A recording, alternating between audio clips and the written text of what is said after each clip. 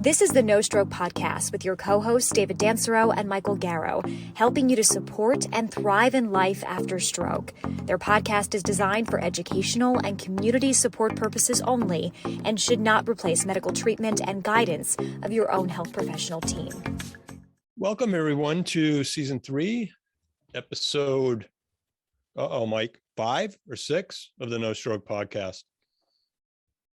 5, I Five. believe. All right. I believe we're moving you. along. We're moving along. Well, it's been a little bit. We're back. We got to get back into our regular routine here, but it is February, and you're not off the hook. You're not off the hook on the ABCs. So give us a quick rundown, and I'm not going to give up on this as your coach. As your coach, okay. Well, you have me in a hole already because I just admitted to the fact that I ate pizza for dinner. Yeah, we just had a nutritional breakdown before we went on camera here. Yeah. That wasn't the best of things, but okay. Remind the listeners of the ABCs. Okay, so Mike's, are we calling it a resolution or a healthy commitment for the new year? Are we gonna either way, right? The A, the B, and the C, to break it down and make it easy to remember. Your A was that you were going to get your Apple Watch. So I want to see it. Yeah. Are you holding out? It is. Yeah, hold on one sec. Put it on. Sorry. Yeah, the bands can be a little tough. Yeah. There it is. No. There's the Apple Watch. Come on. Are you all right?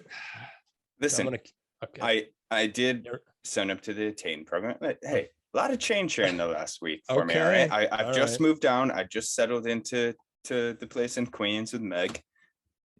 I got my routine going. I have my podcast. This isn't even going to be my full-time podcast recording studio here. You know, we're getting the office set. Okay. I maybe I overcommitted on the ABCs, right? So why don't we look at this? And again, we always think, hey, you could go back on your goals. But what I have committed and stayed true to is C, which is coding. So I have continued to do that weekly. All right. So I've committed to one. Throwing A, B, and C all at once is pretty heavy. I'm gonna get right defensive. Over. I'm gonna get defensive here. All right. All right. And all right. Yeah, do we have the boxing studio set up? Yeah, but give me a chance to get in there. You haven't actually got there yet. All right. So let me just say, you were giving me crap about my hair being slicked back, but I did get 4 miles in before our recording here.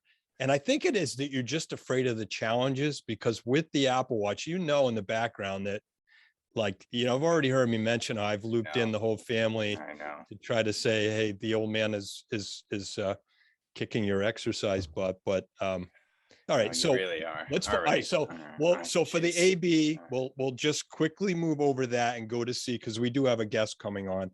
In the C, the coding, and I do have to say, to your benefit, and to your expertise, you were able to fix a little website glitch of ours. So now you are officially the Webby Ninja for Enable Us and the No Stroke Podcast. Okay, so I'll give you the C, legit C. But I am going to be on your tail. Well, I need that.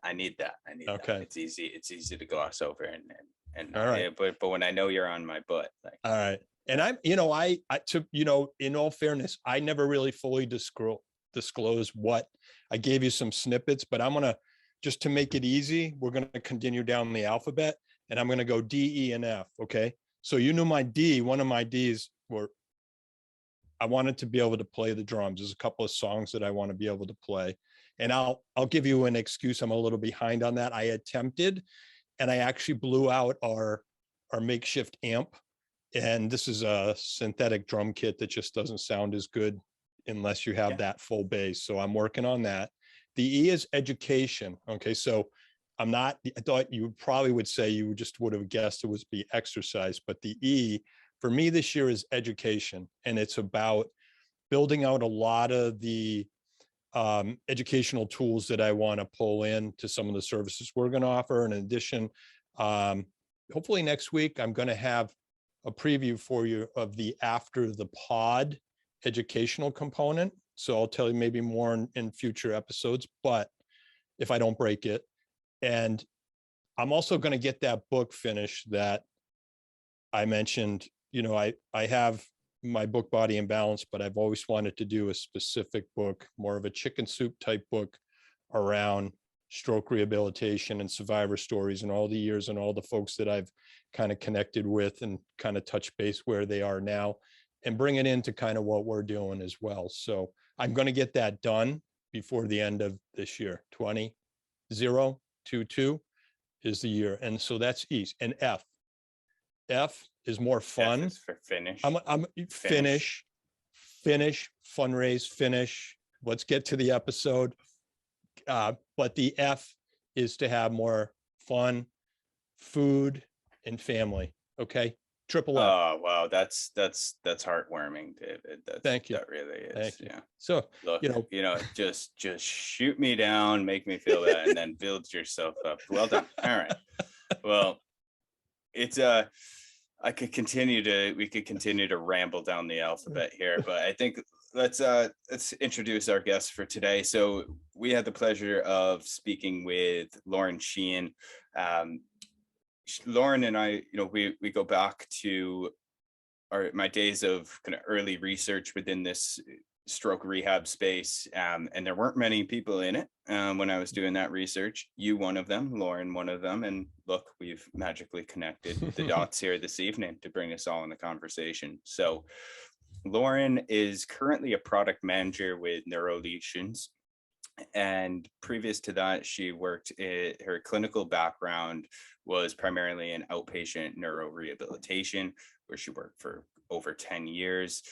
She's held admin roles, clinic management, cross-department directors. She sits on the American Congress of Rehab Medicine Clinical Managers Task Force. And she's just really a proactive voice here in the stroke, not particularly into stroke, but just the rehab tech space. She's obviously the co-founder of the Rehab Tech Summit, which we'll be speaking about today, and also something that David and I are organizing a session on, which we'll speak to.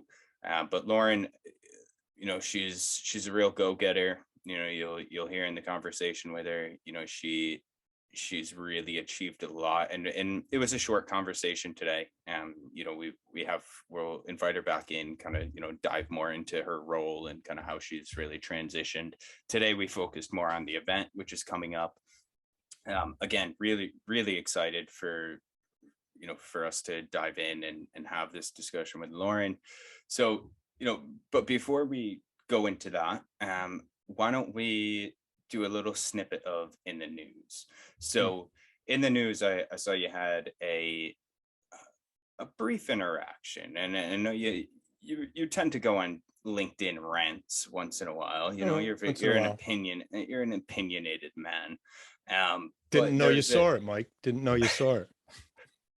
There's an interesting article in Moby Health News, which came out a couple of days ago, but it is around this digital musculoskeletal care market, right? And it was all around kind of where the market is right now. Talked about some of the big companies in the space, but then really where it's going. And there was one guy who put up a post that I saw you commented back on. He had a really interesting take. It was all these companies that are scaling have followed the money, right? So something that we've talked to a lot, the solutions that are in the market right now have lined up to reimbursement. Now, the point that he was trying to make, and the point that I think you spoke to as well, which I'll let you elaborate on, is, are those solutions actually the best case for the patient?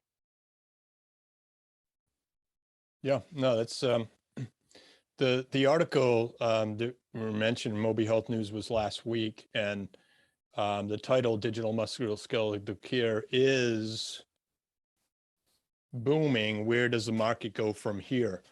And, you know, it brought up a lot of dialogue, and a lot of the companies mentioned. In fact, there's a good tie-in here to our conversation with Lauren coming up, because you asked Lauren the magic wand question.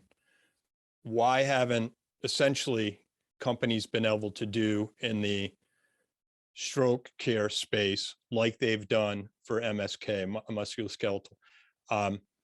And, you know, she mentioned if it was easy, folks would have done it. And a lot of the companies that were mentioned in this article jumped in to that, what we know was a fragmented marketplace, and they called it the pandemic effect. So finally, my comment in the article that you're referring to was that for the longest time, our patients have essentially been asking us for more. They've been asking us, what do I do between sessions? And in PT especially, the compliance and the completion of episodes of care is pretty poor. Something like 60 to 70% of all patient episodes never finish. We just lose them because they don't feel engaged. The companies that were mentioned in the article came along and saw a problem and a need, and they addressed it. And they didn't do it necessarily through the direct reimbursement model. And now there's, you know, many of them have gone on, and I mentioned that, you know, there's probably a dozen of them referenced, and a few of them, like I had conversations with them early on when it was just a thought, and the common theme around this was often someone who walked into the PT practice had a bad, fragmented experience and said, I can't believe you guys are still doing this the way you're doing it, and why can't I see how I'm doing when I go home, and how come I can't report back to you how I'm doing? So in that market, musculoskeletal care, there were a lot of companies that saw that startup and the expensive MSK environment and the poorer outcomes and just capitalized with technology. And so, you know, now we do have an opportunity now. There's a lot that PTs, you know, have the ability with coming into conferences like we're going to talk about the summit and the things that Lauren are doing, to be able to try to get a piece of that. And I think ultimately it's going to shake out. And I think the article and the comments that came through, well, eventually what's going to probably shake out is a hybrid model. But for the longest time, we didn't respond to meeting patients where they wanted us to be. And ultimately someone came in and took over that market. Yeah. And you're right, you know, and, you know, it's the companies that have succeeded today. But again, you know, I think we're in, you know, the first few innings here of how, you know, the digital health landscape is going to shake out.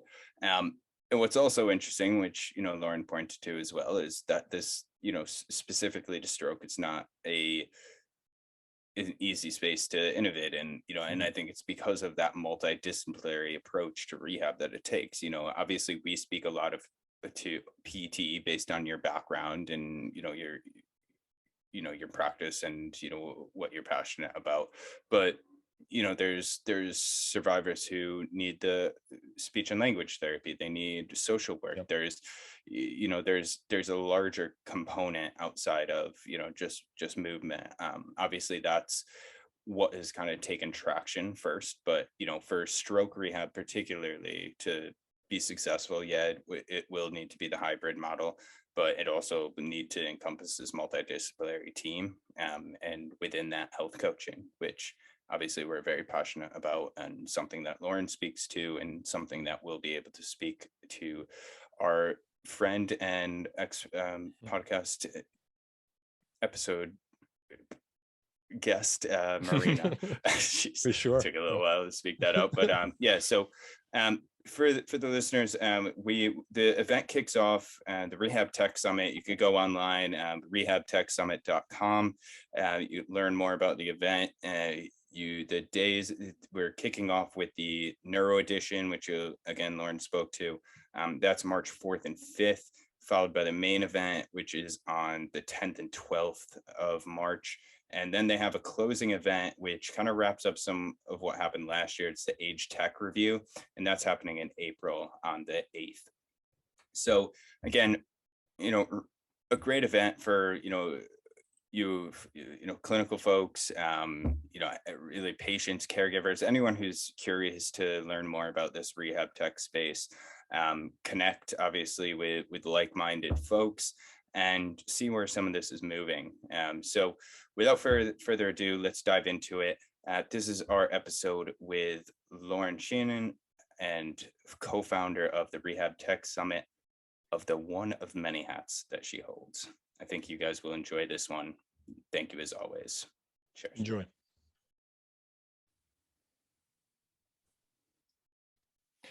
Hi, welcome, Lauren, to the No Stroke podcast.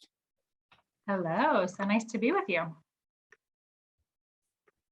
So, Lauren, it's been a couple of years since I think we've been connected now. It goes back to, I think the first call we had, I was riding on a bus in Dublin as we were chatting during I had you as part of my research group when I was getting my master's.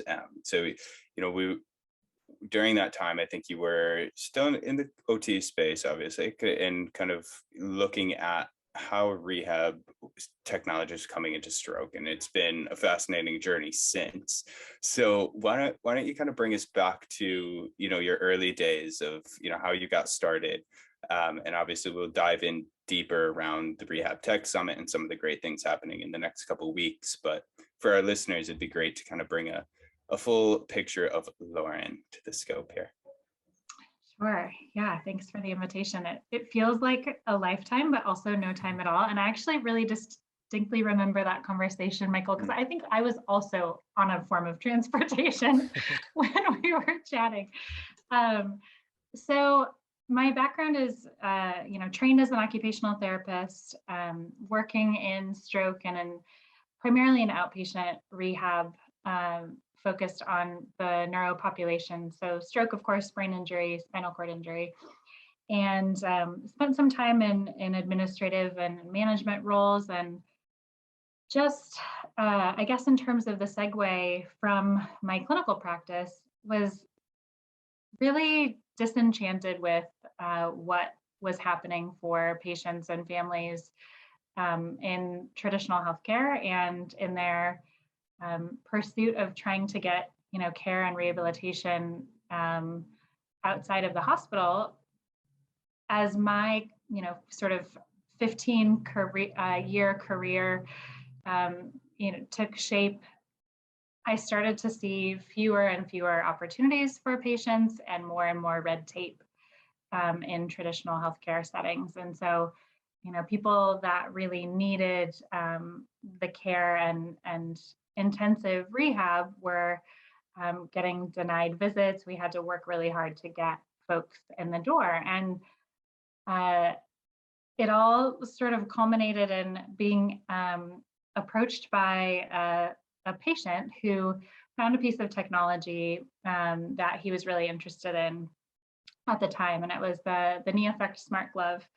And I got connected with the company because while the product was really great, I thought that there were opportunities for improvement. And so started giving, at the time, unsolicited advice about how the product could be improved for this patient and for other patients. And just found a real joy in connecting with the industry and started to, I think, expand the ideas for me about what life could look like outside of traditional practice, influencing the development of these technologies, as well as, I think the ultimate goal of bringing technology to patients, to end users, to individuals who've had strokes, as a way to supplement the challenged healthcare system and sort of being able to get the full extent of their rehab in the clinic. So I ended up coming on board with NeuroTech at the time as their first clinical hire, their first clinical person in the States. And the rest is history. I've been working in industry roles for the last 5 years, and really just trying to scale my impact in terms of creating technology that is accessible and useful to individuals who have had strokes and other neurologic issues. So here we are. That's a great intro, Lauren. And I think now I know why we hit it off so well, so easily early on as well, after Mike made the introduction, because on the PT side, I've experienced those same pain points. You know, there's healthcare technology could give patients so much more control and allow therapists, whether it be an OT, a PT, speech therapist, better insight into what is happening with that patient and give them better control of their health and empowerment. So it's been exciting to be part of what we're going to dive into here. Last year, in addition to everything else you do as a technology strategist, connector, an OT, and your role as a product manager, you're also at the helm of the Rehab Tech Summit. Tell us what inspired you to take that on with your busy full plate. I still ask myself that same question, David. No, it's really been a passion project, and being a clinician in industry, I remember going to some of my early conferences, being on the company side and recognizing how much distance there is between clinicians that are maybe attending a conference and learning about different interventions and research and how to improve their practice, and the folks that come to represent technologies and products that can really be used, like you mentioned, to enhance practice and to increase empowerment and put the tools in the hands of the patients and the clinicians. There was this big disconnect for me between those two worlds, what was happening kind of in the rooms of the clinicians at those conferences and the trade show floor where sort of the industry folks were relegated to. And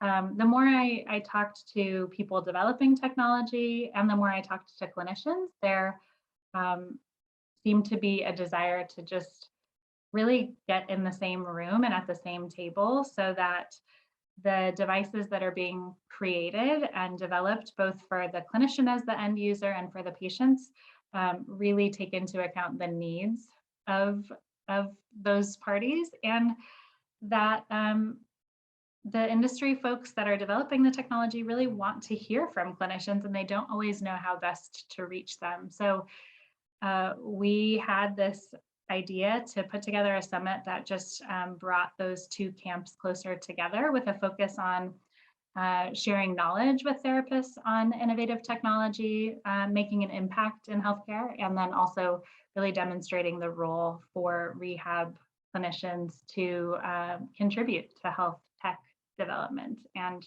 just make sure that we're having conversations and sitting at the same table. Super interesting, and it's so needed, right? Like, just like you were saying, but it's also what I loved about the event last year as well. Like, you brought in some of the patient perspective as well. Why don't you talk through some of the folks who joined last year, and maybe some of what you have lined up for this coming year as well? Absolutely. Last year, our focus was really around, how could clinicians sort of get and build some additional skills around how to be a contributor in the rehab tech space. So we had a number of workshops. We had some design related workshops. We had some workshops around product and product management, and then really heard a lot from the perspective of the CEOs and the technology developers about what it was that they were looking for, maybe how clinicians could get in contact and sort of provide value in those spaces. And we also had a focus on age tech, last year, kind of a one-day event specifically around technologies that were related to the aging population. I am trying to pull up my last year's agenda so that I can actually remember. It feels like it's been forever ago. You did have some rock stars. I mean, you had folks from the AARP in, obviously we spoke to some folks, Banga from Newgate, which is a pretty cool conversation. And then Caitlin as well, who works now with Microsoft and accessibility kind of on the OT side. So you really curated, such a unique group of people. And I know this year as well is starting to form as well. We'll speak to kind of our event that we're, or the session that we're looking at as well. But is there anyone particular that maybe stood out to you last year that you want to kind of highlight? Let me think through. I can't pull up. I know, I put you on the spot. I know. One person that I really have enjoyed getting to know as part of the Rehab Tech Summit is Sarah Thomas, and she's an OT and also CEO of Delight by Design. She has done a lot of consulting in the aging space, and particularly around designing spaces, so actual facilities and spaces that can be friendly and friendly to the aging population as well as beautiful. So that was a lot of fun to have her involved and to get to know her better. Like you said, we had some folks from AARP. We had a really nice relationship with CABI, another group that's focused on aging and brain health innovation. We actually did an exchange with them, attended some of their virtual summit and brought some folks from their group on to participate as partners. So just some of the kind of exchange and partnership that we've been able to do with other organizations has been really enjoyable, and just has, I think, shown us the need for continued conversation and interaction and partnership in this space. Yeah, and I'll add too, I really enjoyed that session with Sarah Thomas. That was excellent, and ended up having a breakout session with her after, and really fascinating the work she's doing. So can you talk, Lauren, about what's added this year? There's a special segment that's kicking off, and it's called the NeuroTech Summit, right? Or the NeuroTech. It's Neuro Edition. So we've doubled down a little bit this year, and just really wanted to bring in more neuro-focused content and speakers. Really wanted to add some additional scientific sessions to the mix. Last year was sort of our proof of concept, and I think we really had some phenomenal speakers and some really great sessions and workshops, like I mentioned. But this year we wanted to really focus as well on clinicians that are, wanting to harness and use technology in their practice, both, to enhance the practice of the in-clinic work that they're doing, as well as see what's out there and on the horizon for being able to track and monitor and support patients in the home setting. So neuro, of course, is my practice background and my passion. So I was really excited to partner with, we have two main sponsors or partners for the event in total, and that's NeuroTech and BrainFX. So we've been working with them really hand in hand to put together the session content, to recruit speakers, and I can give a little preview, just kind of running down the list of some of the sessions that I'm really excited about. To your point, Mike, we have and are including some more of the patient perspective as well. So we kick off with a keynote entitled "The Human Side of Neuro Recovery: How Tech Can Help Us Harness Neuroplasticity."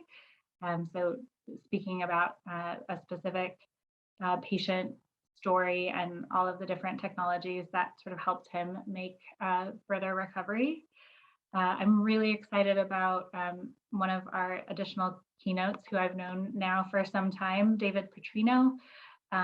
He's at Mount Sinai and their Center for Innovation, and works a lot with companies on both research and also market entry, and looking at how we can scale and make these technologies available. He'll be speaking on the use of technology for monitoring and management of patient outcomes, and giving us a little bit of a sense of what's on the horizon, getting out his crystal ball, and sort of, I think he's a great futurist, and will be giving us a little bit of what he sees as trends to watch for in rehab tech, specifically in the neuro space. We'll actually have a couple of sessions on COVID, long COVID, and some of the cognitive assessments and learnings of this population. So we have sort of a clinical session on COVID, and both a research session as well. Two of the topics that I think don't get talked about enough that we really wanted to include were technology adoption 101. You know,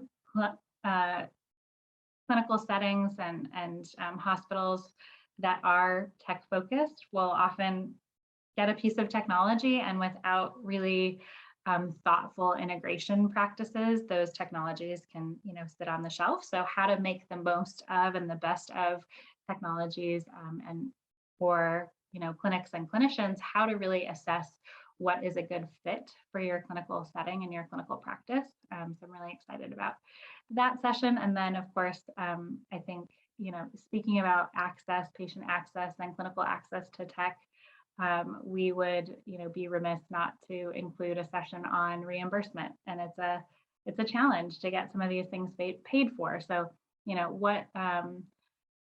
what can we do both to advocate for reimbursement, and then just really educating clinicians on how to get technology into the hands of patients and to get the tech into the clinic. So, you know, these things are great, and we're learning more about their efficacy every day, but if we can't actually get our hands on them, they're clearly not useful for anyone. So we'll be spending a little time as well on a couple of topics that I'm excited about, AI and big data. And I know, you know, that's a piece that I think the two of you have explored some as well. You know, what is in the future for us as we are able to harness all the information that's coming from these pieces of technology. And then, of course, your session, which will be really fabulous as well, on digital health and sort of this new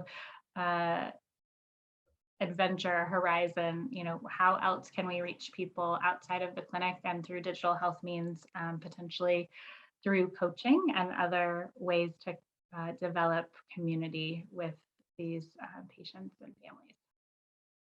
Awesome. Well, thank you for that run through. And yeah, I mean, we're obviously super excited for the session as well that we'll be leading alongside Marina and Jane as well. From it's Heal the Brain with Jane. Heal the Brain. Yeah. Yeah. So maybe, you know, for folks who missed the session with Marina Burahovic, she is the founder and CEO at Your Coach, and you know, she's really leading this charge for the health coach revolution here. And you know, I think when we talk about stroke rehab particularly, you know, obviously your event's going to cover, you know, a broader landscape outside of specifically stroke, you know, but in our world, like what David and I really love, you know, and obviously very passionate for, you know, we see such a need for this coaching to be able to drive rehab outcomes, support clinicians, and it's really been up to this point, and what the work that they're doing at Your Coach, this health coaching thing has kind of been a bit in the weeds, right? Like, you know, no one really knows how to classify it. Obviously, it's not reimbursed. So it's going to be interesting, you know, for Marina to come in, kind of really give the full scope for, you know, both clinicians as well as patients in the room of what health coaching is. You know, how could it support long-term rehab? How could it blend in with the clinical practices of OTs, PTs, speech and language, that whole multidisciplinary team? And I think alongside seeing the work that Jane has done, and maybe you could explain some of what Jane has done over the past 18, 24 months through COVID.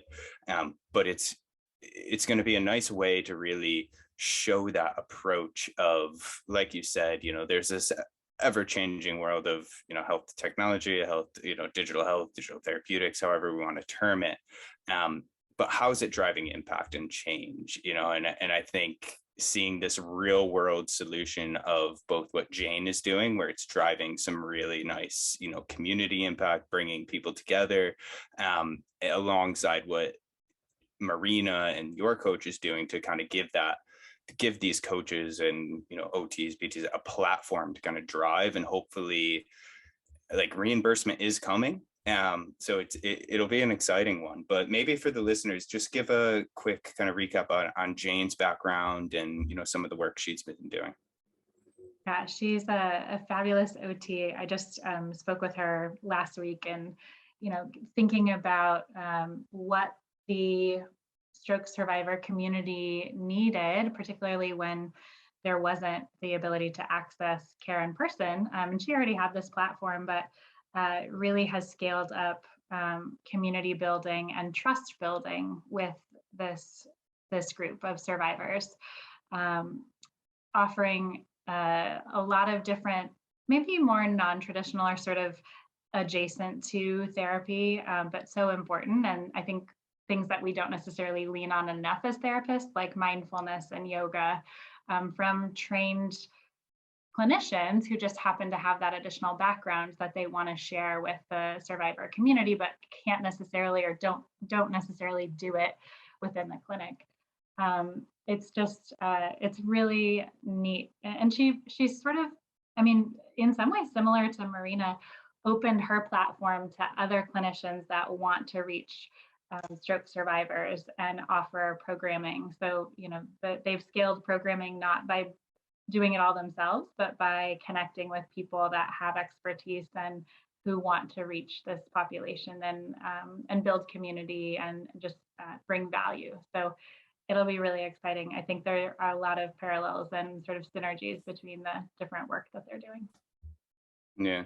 Yeah, I think funny you say that, because I was just reading an article today.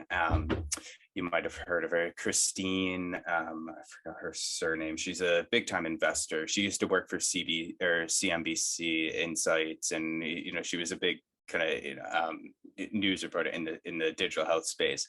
And she came out with a report today, or like a tweet. It was just saying this digital health space, it's going to become consolidated, right? Like, and it probably won't be the best for investors, but it's going to be the best for patients, right? And you see that example of both what Marina and, like you said, what Jane's doing. They're bringing these programs together, one stream, and kind of driving actual care, because right now the space is just all over the place. And what you're doing with this event is the right thing. It's bringing people to the table. It's saying, how do we make an impact here? How do we make this actually work? And the session topics are brilliant. So I think for any clinicians listening who are kind of new into the digital health space, or practicing OTs, PTs, speech and language therapists, this is a must go to event. I'd really recommend this. And maybe for those folks, who are listening, and even patients, how could they sign up, or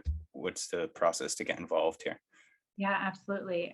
Go to our website and snag a ticket. There are individual tickets. So for the 3 different events, we really scaled up this year because we are gluttons for punishment, and we really saw the need. And so we made it a bigger event that has a little bit more, specific focus, like the Neuro Edition, and we're having another Age Tech event as well. So they can go and get a VIP ticket, which covers actually all 3 events. So 3 separate engagements to kind of pick and choose and see what most meets their interest.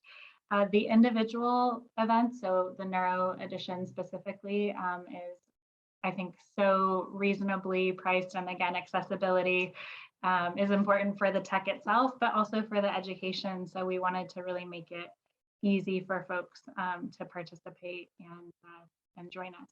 So head to rehabtechsummit.com and go to tickets, and hope to see and have, conversations with many of you. I think that's what's exciting. And David, maybe you can chime in on this, but it's funny because, obviously I was behind the scenes. The sessions weren't as meaningful to me as the connections and the conversations. So I think there's so much opportunity we have a number of networking events throughout the experience as well. And I think that's where bringing some of the session content and some of the big questions that we're asking into those smaller rooms where people can really connect and find commonalities in their excitement about tech, or as a tech developer, or as someone who's in the startup space trying to bring a device to market. There just were so many really valuable and exciting conversations being had.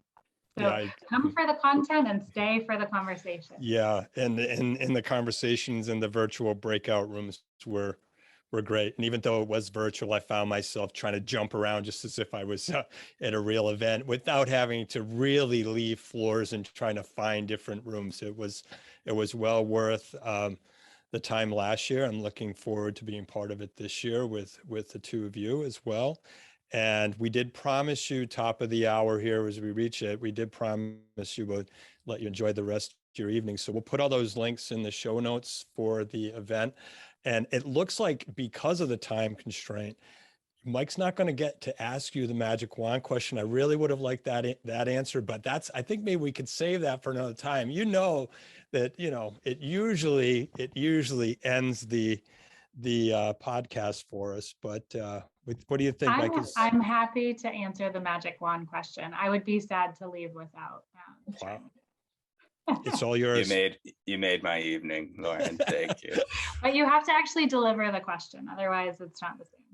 I will, and I know you're a busy mother, so we'll let you slide after this one. But again, everyone that comes on the podcast, we asked this question, and it might have been a question I asked you on the bus back in 2014, whenever we first had that conversation. So put yourself in the role as you are today, as a product manager leading a startup, and you have the opportunity to bring change to the stroke community, right? Specifically post-stroke community. So now place yourself at the mighty stage of whether that's head of the government or a powerful position where you could bring actually big time change across the stroke care pathway. So this is reimbursement, this is technology. You have a magic wand. How would you redesign the stroke care pathway?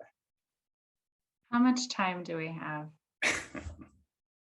I'm just kidding. No, I think my interest is increasingly in digital health, because I think that while there is a need for products, there's often not a way to reach people. And so being able to connect with folks as they're discharging from the hospital, creating community on a platform that can support people in their post-stroke care and navigation, and then can connect them with appropriate resources that they need in a timely manner, when they need them. I think there's just a real need for a way to connect survivors with each other and with resources and information, and be able to hopefully sort of shore up some of the gaps that exist in transitions of care for stroke patients and their families. Well, you read our minds, Lauren. Follow-up question. You're the first one to get a follow-up question. There's models that do this in oncology and different care pathways. Why has stroke been the challenging area to have this happen? It's a really great question. Well, one, I think if it was easy, it would have already been done, right? I think too, there's so much money in interventional stroke and very little money in quality of life. And I'm of the mindset, and I hope that this continues to be proven through research and access to technology where we can start to gauge some of this. But I'm of the mind that we can affect health by affecting quality of life. And so I think it's just going to take more of us actually proving that model in order to make payers and technology developers pay attention.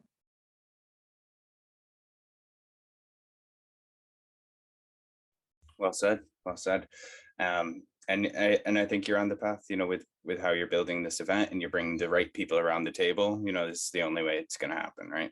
So, again, as David said, I think we could continue to chat, and we'd love to have you back.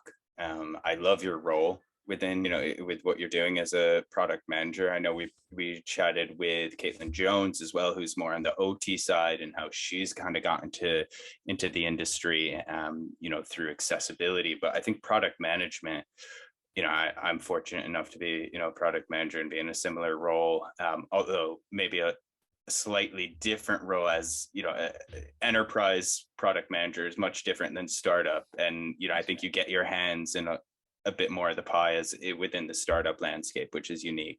But I'd love to kind of have a session on what that role of product manager is, what skills you've kind of brought in as an OT, and just your perspective in general on kind of how this is all moving and shaking out. But we'll let you run. I know you have a family to attend to. David signs us out usually, so I'll let David take the charge here. I don't have. Can you sign out with the hat, David? Now I need. Would you like the hat? Yeah. Absolutely. Okay, here we go. It won't be as good as Kyle's sign out from the last time, but maybe we'll get a few more. Would you say, Mike, we had like 50 or 75 on our YouTube channel? So maybe this will get us up to maybe 100. So Lauren.